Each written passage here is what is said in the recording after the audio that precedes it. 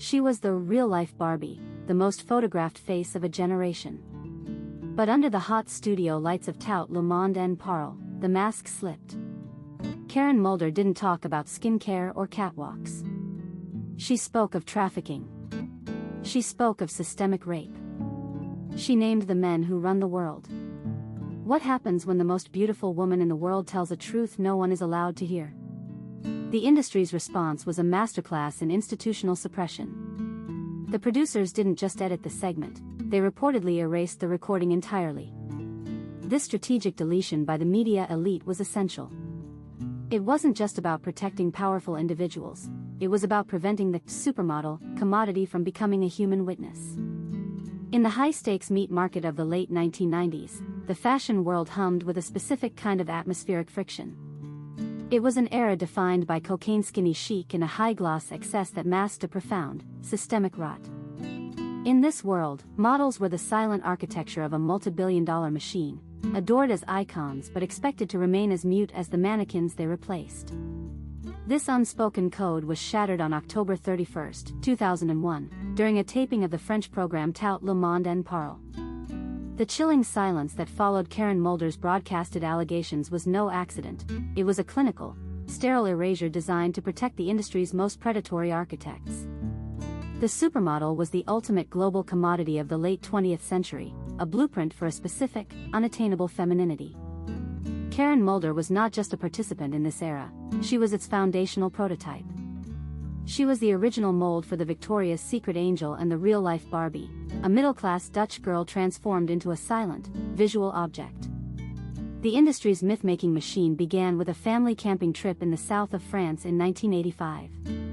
A 15-year-old Mulder, self-conscious and wearing dental braces, nearly dismissed the elite model management look of the year contest. It was a friend who surreptitiously sent her photos to the agency, initiating a rapid ascent that saw her place second in the global finals and sign with elite Paris. She was the first Dutch model to reach this stratosphere, a fact that heightened the stakes of her eventual fall. What made Karen's ascent particularly remarkable was the speed and totality of her transformation. Within just 3 years of signing with elite Paris, she had become a fixture on the most prestigious catwalks of Milan, Paris, and New York. Designers competed fiercely to feature her in their collections. The fashion establishment recognized something almost supernatural in her presence, a combination of ethereal beauty, an almost haunting quality in her eyes, and a mysterious Dutch elegance that set her apart from her contemporaries. Her face became synonymous with the aesthetic of the era, defining what beauty should look like for an entire generation of young women worldwide. In 1996, Mulder was designated as the original Victoria's Secret angel, establishing the aesthetic DNA for a multi-billion-dollar brand. She became a ubiquitous presence on the covers of Vogue and the high-impact face of Guess and Nivea campaigns.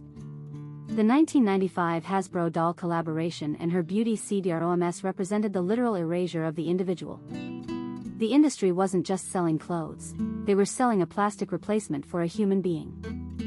The Victoria's Secret angel status was particularly significant because it came with unprecedented global visibility.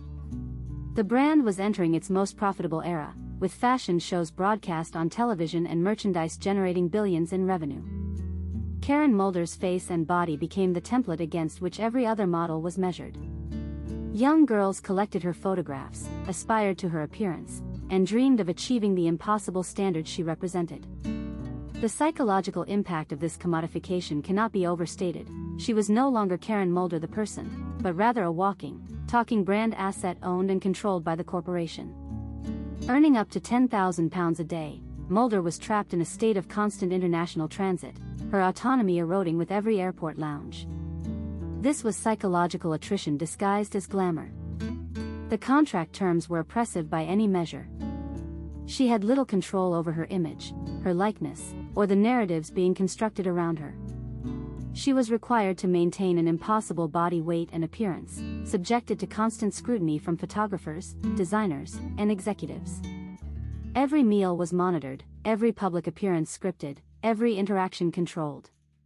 She lived in hotels, rarely returned home, and was surrounded by people whose financial interests depended on her compliance and silence. In 2000, at the zenith of her marketability, she performed a radical act. She walked away, requesting to be released from her multi-million-dollar Victoria's Secret contract to find a self the industry hadn't consumed. This decision shocked the fashion world. Models simply did not walk away from Victoria's Secret contracts. Such contracts were supposed to be career pinnacles, the ultimate validation of beauty and worth. Yet Karen understood something fundamental: the higher she climbed in this system, the more trapped she became. Her decision to leave was an act of profound self-preservation and a quiet rebellion against an industry that had slowly consumed her identity. Mulder's retirement was not a retreat, it was an insurgency. She relocated to Paris to find her literal and metaphorical voice through music, a transition that was far from a vanity project. She committed to the craft, taking voice lessons from Marianne Faithfull, a woman who had survived her own 1960s industry trauma and understood the cost of a perfect image. Faithfull had been a symbol of 60s beauty, adored and exploited in equal measure, and had spent decades reclaiming her humanity and her voice. She recognized in Karen a kindred spirit, another woman trying to escape the prison of her own image. The choice to study with Faithfull was deeply symbolic. It represented a direct lineage of female resistance to exploitation, a mentorship between two generations of women who had been deemed beautiful enough to own and silence. Faithfull had survived addiction, poverty, and industry cruelty to emerge as an artist with something meaningful to say. She became not just a vocal coach but a spiritual guide, helping Karen understand that reclaiming one's voice was not just a metaphor but a literal necessity for survival. In 2002, Mulder released a synthpop cover of "I Am What I Am." The choice of genre was a deliberate juxtaposition, a digital, perfect sound used to deliver a raw, human message of defiance. Working with Faithfull added layers to this manifesto. It was a student of trauma learning from a master of survival. The lyrics were a public rejection of the male gaze. The song was drawn from the musical La Cage aux Folles, a work about identity, authenticity, and the cost of hiding one's true self. For Karen, singing this song was a declaration that she would no longer be a mask, a product, or a projection of other people's fantasies. She was claiming ownership of her own narrative. The recording process itself was therapeutic for Mulder. Working in the studio, she discovered that she had agency over how she sounded, how she was presented, and what message she wanted to convey. This was a revolutionary experience for someone who had spent her entire adult life being told exactly what to do, where, say, and be. Even though her musical career would be short-lived, these sessions represented her first real attempt to become a subject rather than an object, a creator rather than a creation. Mulder's 2001 whistleblowing was a moment of profound institutional friction. She anticipated the Me Too movement by nearly 20 years, standing alone against a network of elites. On October 31, 2001, the tension snapped. She named Gérald Marie, Jean-Luc Brunel, and Prince Albert of Monaco, alleging systemic trafficking and abuse.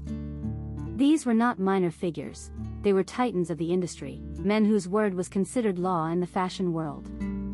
Gérald Marie controlled elite model management, one of the most powerful modeling agencies in the world.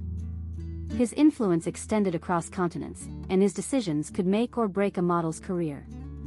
Jean-Luc Brunel was another legendary figure, known as a scouter and agent who had discovered and represented some of the world's most famous models. Prince Albert of Monaco was a member of a reigning European royal family. For a model to name these men was to invite total professional destruction.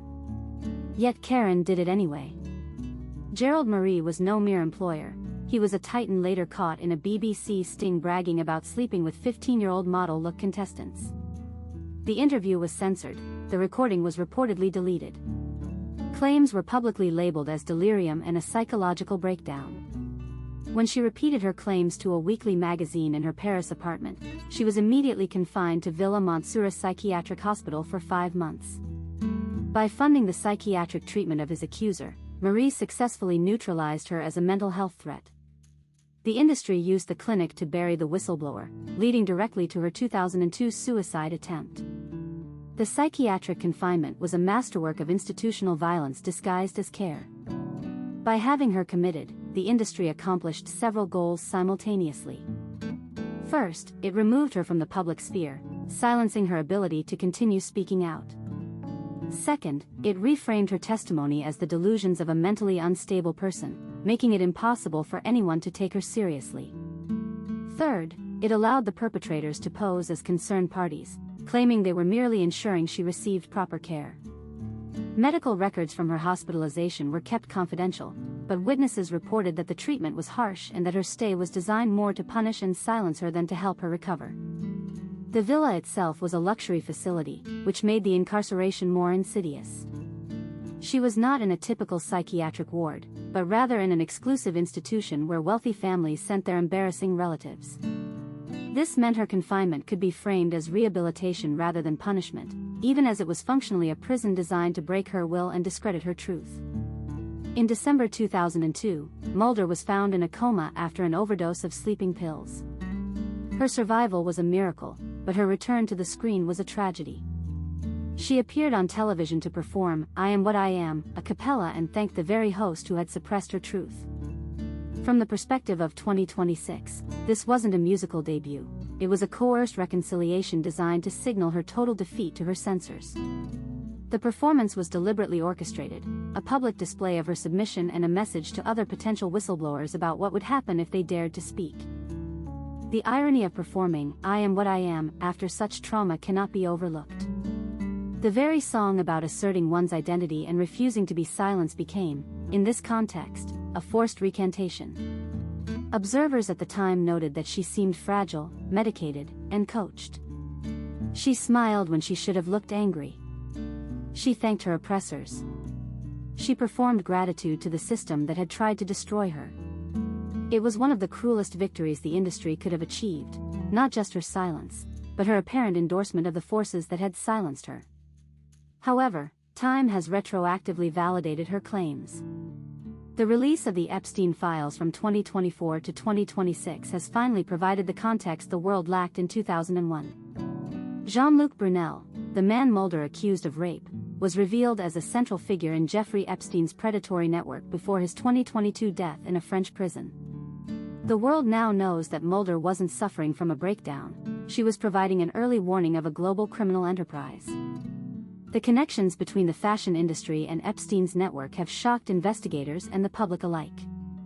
It emerged that Brunel had been scouting models for Epstein's use, and that the two men had collaborated in exploiting vulnerable young women. Brunel's death in prison, officially ruled as suicide but contested by some, came before he could fully account for his crimes. Yet the evidence that has come to light vindicates everything Karen said in 2001. She had identified not just individual predators but a system, a network of powerful men who used the fashion industry as cover for trafficking and sexual abuse. The fashion industry's global market was worth over $200 billion annually during the period when Karen was at her peak. This enormous financial engine created powerful incentives for silence. Protecting the industry's reputation was worth more than protecting its victims. The perpetrators were so deeply embedded in the system that their removal would have threatened the entire structure. So instead, the system protected them, and sacrificed the women who tried to expose them. The fashion industry uses mental health as a tactical weapon to neutralize threats and silence survivors. The exposure of the Epstein-Brunel network proves that Mulder's claims were actually documented, inconvenient truth. Mulder remains the original whistleblower, a woman who sacrificed her career and health to break a code of silence 20 years before the world was ready to listen. Her story has become a case study in institutional corruption and the suppression of truth. Academic researchers studying the fashion industry now frequently cite Karen Mulder as one of the first documented cases of a model attempting to come forward about sexual abuse and trafficking. Organizations dedicated to protecting models and ending exploitation reference her testimony as foundational evidence of systemic problems that have persisted for decades. Karen Mulder was never the fallen star depicted by the tabloids, she was a survivor of a systemic machine designed to extract value from beauty while discarding the human being. Her story reveals that in an industry built on surface-level aesthetics, the most dangerous thing a woman can possess is a memory. Her resilience serves as a vital inspiration in this modern age of accountability, reminding us that while beauty can be used as a mask for exploitation, the truth eventually finds its way into the light. Like, subscribe, and join us for more inspiring stories.